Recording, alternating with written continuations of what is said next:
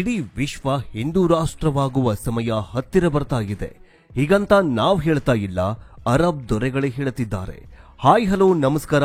Digital book Kannada YouTube ಚಾನಲ್ಗೆ ಸ್ವಾಗತ ಸುಸ್ವಾಗತ. ಎಲ್ಲರಿಗೂ ಶರಣಾರ್ಥಿ.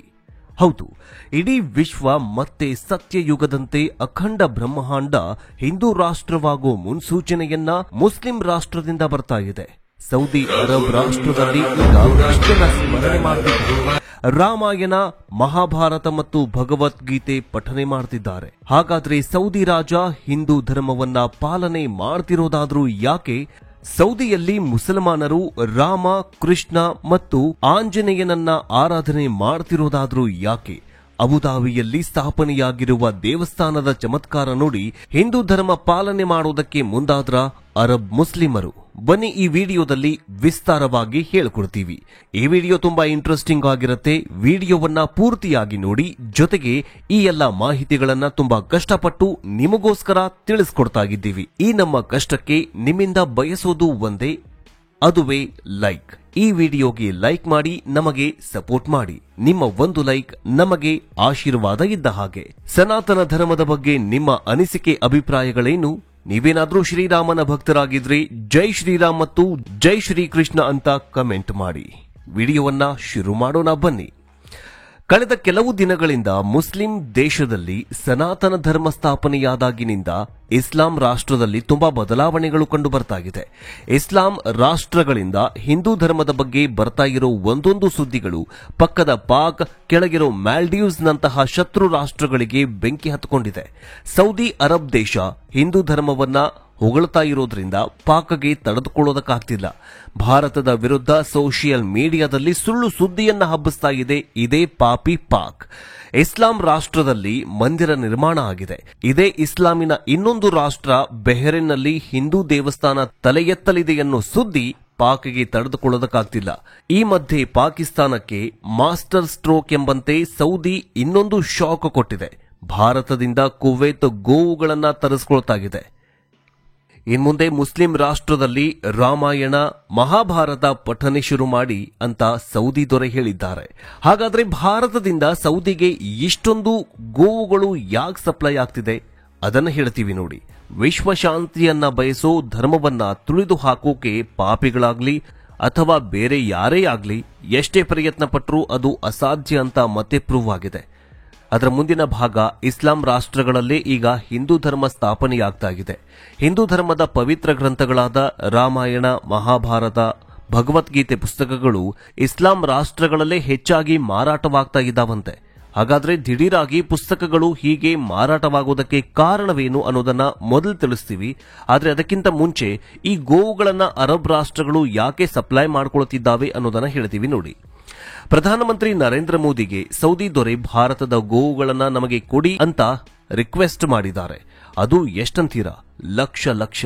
ಕುವೈತ್ ರಾಷ್ಟ್ರ ಭಾರತಕ್ಕೆ 192 ಮೆಟ್ರಿಕ್ ಟನ್ ಹಸು ಗೊಬ್ಬರಗಳನ್ನು ಆರ್ಡರ್ ಮಾಡಿತ್ತು. ಕೃಷಿ ವಲಯದಲ್ಲಿ ಪಶು ಉತ್ಪನ್ನಗಳ ರಫ್ತಿನ ವಿಷಯದಲ್ಲಿ ಭಾರತ ಈಗಾಗಲೇ ದೊಡ್ಡ ಕೇಂದ್ರವಾಗಿ ಹೊರಹೊಮ್ಮಿದೆ ಮತ್ತು ಈಗ ದೇಶ ಈ ವಲಯದಲ್ಲಿ ಮತ್ತೊಂದು ದೊಡ್ಡ ಮೈಲಿಗಲ್ಲನ್ನ ಸಾಧಿಸಿದೆ. ಕುವೈತ್ಗೆ ಭಾರತದಿಂದ ಹಸುಗಳ ಸಗಣಿಯನ್ನ ರಫ್ತು ಮಾಡ್ತಾ ಇದೆ.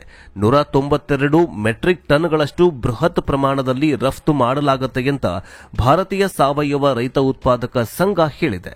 ಇನ್ನು ಮುಸ್ಲಿಂ ಬಾಹುಳ್ಯದ ಕುವೈತ್ ದೇಶಿ ಹಸುಗಳ ಸಾಗಾಣಿಕೆಯನ್ನ ಭಾರತದಿಂದ ಆಮದು ಮಾಡಿಕೊಳ್ಳುತ್ತೆ ಅಂತ ಹೇಳಲಾಗಿತ್ತು. ಅದರಂತೆ ಮೊದಲ ರವಾನೆಯಲ್ಲಿ 192 ಮೆಟ್ರಿಕ್ ಟನ್ ಹಸುವಿನ ಸಗಣಿಯನ್ನ ಕುವೈತ್ಗೆ ರಫ್ತು ಮಾಡಲಾಗಿದೆ. ಗುಜರಾತ್ನ ಮಂದ್ರಾ ಬಂದರಿನಿಂದ ಕುವೈತ್ಗೆ ಸಾಗಿಸಲಾಗಿದೆ. 2020-21ರಲ್ಲಿ ಭಾರತದಿಂದ ಪ್ರಾಣಿ ಉತ್ಪನ್ನಗಳ ರಫ್ತು 27,155.56 ಕೋಟಿ ರೂಪಾಯಿಗಳಾಗಿದೆ ಅಂತ ಸಾವಯವ ರೈತ ಉತ್ಪಾದಕ ಸಂಘ ಹೇಳಿದೆ.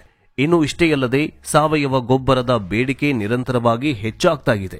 ದೇಶೀಯ ಹಸುವಿನ ಸಗಣಿ ಸಂಶೋಧನೆಯ ನಂತರ ಅದರ ಬಳಕೆಯ ಲಾಭ ಅನೇಕ ದೇಶಗಳಿಗೆ ಕಂಡುಬಂದಿದೆ. ಇದು ಬೆಳೆಗಳ ಉತ್ಪಾದನೆಯನ್ನ ಹೆಚ್ಚಿಸುವುದಲ್ಲದೆ ಇದರಿಂದ ಉತ್ಪಾದಿಸಲಾಗುವ ಉತ್ಪನ್ನಗಳ ಬಳಕೆಯೂ ಕೂಡ ಗಂಭೀರ ಕಾಯಿಲೆಗಳಿಂದ ಮನುಷ್ಯರನ್ನ ರಕ್ಷಣೆ ಮಾಡುತ್ತೆ. ಇದೇ ಕಾರಣಕ್ಕೆ ಹಲವಾರು ಮುಸ್ಲಿಂ ರಾಷ್ಟ್ರಗಳು ಗೋವುಗಳನ್ನ ತಿನ್ನೋದು ಬಿಟ್ಟು ಭಾರತದಿಂದ ಸಾವಯವ ಗೊಬ್ಬರದ ಜೊತೆಗೆ ದೇಶಿ ಗೋವುಗಳನ್ನ ಆಮದು ಮಾಡಿಕೊಳ್ಳುವುದಕ್ಕೆ ಆರಂಭ ಮಾಡಿದೆ. ಇಸ್ಲಾಮಿಕ್ ದೇಶ ಕುವೈತ್ನ ವೈಜ್ಞಾನಿಕ ಸಂಶೋಧನೆಯಲ್ಲಿ ಹಸುವಿನ ಸಗಣಿ ಬೆಳೆಗಳಿಗೆ ತುಂಬಾ ಉಪಯುಕ್ತವಾಗಿದೆ ಅಂತ ಕಂಡುಬಂದಿದೆ. ಖರ್ಜೂರದಂತಹ ಬೆಳೆಗೆ ಪೌಡರ್ ರೂಪದಲ್ಲಿ ದೇಶಿ ಆಮದನ್ನ ಗೋವನ್ನ ಬಳಸೋದ್ರಿಂದ ಹಣ್ಣಿನ ಗಾತ್ರ ಹೆಚ್ಚಳ ಮತ್ತು ಉತ್ಪಾದನೆಯಲ್ಲಿ ನಿರೀಕ್ಷೆಗಿಂತ ಹೆಚ್ಚಳವಾಗುತ್ತೆ ಅಂತ ಹೇಳಲಾಗಿದೆ. ಆದ್ದರಿಂದ ಜೈಪುರ ಸಂಸ್ಥೆ 192 ಮೆಟ್ರಿಕ್ ಟನ್ ದೇಶಿ ಹಸುವಿನ ಸಗಣಿಯನ್ನ ಆಮದು ಮಾಡಿದೆ. ಗೆಳೆಯರೇ, ಮೊಹಮ್ಮದ್ ಬಿನ್ ಸಲ್ಮಾನ್ ಕಟ್ಟರ್ ಇಸ್ಲಾಮಿಕ್ ದೇಶವನ್ನ ಬದಲಿಸಬೇಕು ಅಂತಿದೆ. ಕಾರಣ ಇಸ್ಲಾಂ ದೇಶವನ್ನ ಹಿಂದೂ ದೇಶವನ್ನಾಗಿ ಮಾಡಿ ಪುಣ್ಯ ಕಟ್ಟಿಕೊಳ್ತಿದ್ದಾರೆ. ಯಾಕಂದ್ರೆ ಸನಾತನ ಧರ್ಮದ ಒಂದೊಂದು ಸಂದೇಶವು ಮಾನವನಿಗೆ ವಿಶ್ವಕ್ಕೆ ದೊಡ್ಡ ಕೊಡುಗೆ ಅಂತ ಹೇಳಿದ್ದು ಅರಬ್ ದೇಶದಲ್ಲಿ ದೇವಸ್ಥಾನ ನಿರ್ಮಾಣ, ಭಗವದ್ಗೀತೆ ಪಠನ, ಗೋವು ಪೂಜೆ, ಗೋವು ಗೊಬ್ಬರ ಬಳಸ್ತಿದ್ದಾರೆ. ತಮ್ಮ ದೇಶದಲ್ಲಿದ್ದ ಇಸ್ಲಾಂ ನಿಯಮಗಳನ್ನ ತ್ಯಜಿಸಿ ಹಿಂದೂ ಸಂಪ್ರದಾಯದ ನಿಯಮಗಳ ಪಾಲನೆಗೆ ಮುಂದಾಗಿದ್ದಾರೆ. ಇದೇ ಸಂಪ್ರದಾಯ ಮುಂದುವರಿಸುವುದಕ್ಕೆ ಅರಬ್ ದೇಶದ ಶಿಕ್ಷಣ ಪಠ್ಯಕ್ರಮಗಳಲ್ಲೂ ಕೂಡ ಭಗವದ್ಗೀತೆ ಅಳವಡಿಕೆ ಮಾಡಿದ್ದಾರೆ. ಭಾರತೀಯರಿಗಿಂತ ವಿದೇಶಿಗರಿಗೆ ತುಂಬಾ ಚೆನ್ನಾಗಿ ತಿಳಿದಿದೆ ಅನ್ನೋ ಮಾತಿದೆ. ಇದಕ್ಕೆ ಪೂರಕವಾಗಿ ಇದೀಗ ಸೌದಿ ಅರೇಬಿಯಾ ಸರ್ಕಾರ ಮಹತ್ವದ ಹೆಜ್ಜೆ ಇಟ್ಟಿದೆ. ಸೌದಿ ಅರೇಬಿಯಾ ಶಾಲಾ ಮಕ್ಕಳಿಗೆ ಮಹಾಭಾರತ ಹಾಗೂ ರಾಮಾಯಣ ಬೋಧನಾ ವಿಷಯವಾಗಿ ಸೇರ್ಪಡಿಸಲಾಗಿದೆ. ಸೌದಿ ಅರೇಬಿಯಾದ ಮಿಷನ್ 2030 ಯೋಜನೆ ಅಡಿಯಲ್ಲಿ ವಿದ್ಯಾರ್ಥಿಗಳಿಗೆ ರಾಮಾಯಣ ಮತ್ತು ಮಹಾಭಾರತವನ್ನು ಬೋಧಿಸಲು ನಿರ್ಧಾರ ಮಾಡಲಾಗಿದೆ. ವಿದ್ಯಾರ್ಥಿಗಳ ಸಾಂಸ್ಕೃತಿಕ ಜ್ಞಾನ, ವಿದ್ಯಾರ್ಥಿಗಳಿಗೆ ಇತರೆ ದೇಶದ ಇತಿಹಾಸ, ಸಾಂಸ್ಕೃತಿಕ ವಿಭಿನ್ನತೆ ಜ್ಞಾನ ಸಂಪಾದಿಸಲು ನೆರವಾಗಲಿದೆ. ಈ ಅಧ್ಯಯನವು ಜಾಗತಿಕವಾಗಿ ಮಹತ್ವದ ಭಾರತೀಯ ಸಂಸ್ಕೃತಿಗಳಾದ ಯೋಗ ಮತ್ತು ಆಯುರ್ವೇದದ ಮೇಲೆ ಕೇಂದ್ರೀಕರಿಸಲಿದೆ ಅಂತ ವರದಿ ಹೇಳಿದೆ. ಸೌದಿ ಅರೇಬಿಯಾದ ವಿದ್ಯಾರ್ಥಿಗಳ ಪಠ್ಯಕ್ರಮದಲ್ಲಿ ರಾಮಾಯಣ ಮತ್ತು ಮಹಾಭಾರತವನ್ನ ಪರಿಚಯಿಸುವುದರ ಹೊರತಾಗಿ ಹೊಸ ಮಿಷನ್ 2030 ಇಂಗ್ಲಿಷ್ ಭಾಷೆಯಲ್ಲಿ ಕಡ್ಡಾಯಗೊಳಿಸಲು ಸೌದಿ ಅರೇಬಿಯಾ ನಿರ್ಧಾರ ಮಾಡಿದೆ. ಇನ್ನು ಇದಿಷ್ಟೇ ಅಲ್ಲದೆ ಅರಬ್ ರಾಷ್ಟ್ರದಲ್ಲಿ ಯೋಗ ಪೂಜೆಯನ್ನ ಮುಸ್ಲಿಂ ಜನರು ಮಾಡತೊಡಗಿದ್ದಾರೆ. ಇದರಿಂದ ಒಂದು ಮಾತ್ರ ಗೊತ್ತಾಗುತ್ತೆ, ನಮ್ಮ ಸನಾತನ ಧರ್ಮ ಎಷ್ಟು ಪವಿತ್ರವಾಗಿದೆ ಅಂತ. ನಿಮಗೇನನ್ಸುತ್ತೆ? ಕಮೆಂಟ್ ಮೂಲಕ ತಿಳಿಸಿ. ಹೀಗೆ ಯುನೈಟೆಡ್ ಅರಬ್ ಎಮಿರೇಟ್ಸ್ ಅಂದ್ರೆ ಸೌದಿ ಸಂಯುಕ್ತ ರಾಷ್ಟ್ರಗಳು ಹಿಂದೂ ಧರ್ಮ ಪಾಲನೆಗೆ ಮುಂದಾಗಿದೆ. ಇದರ ಜೊತೆಗೆ ಬಹ್ರೇನ್ನಲ್ಲೂ ಕೂಡ ಹಿಂದೂ ದೇವಸ್ಥಾನವನ್ನ ಸ್ಥಾಪನೆ ಮಾಡುವುದಕ್ಕೆ ಮುಂದಾಗಿದೆ. ಸೌದಿಯಂತಹ ಕಟ್ಟರ್ ಇಸ್ಲಾಂ ಧರ್ಮ ಹಿಂದೂ ಧರ್ಮವನ್ನ ಪಾಲನೆ ಮಾಡ್ತಾ ಇದೆ ಅಂತಂದ್ರೆ ಇದು ಇಡೀ ಬ್ರಹ್ಮಾಂಡವೇ ಹಿಂದೂ ರಾಷ್ಟ್ರವಾಗುವ ಮುನ್ಸೂಚನೆ ಸಿಕ್ಕಂತಾಗಿದೆ.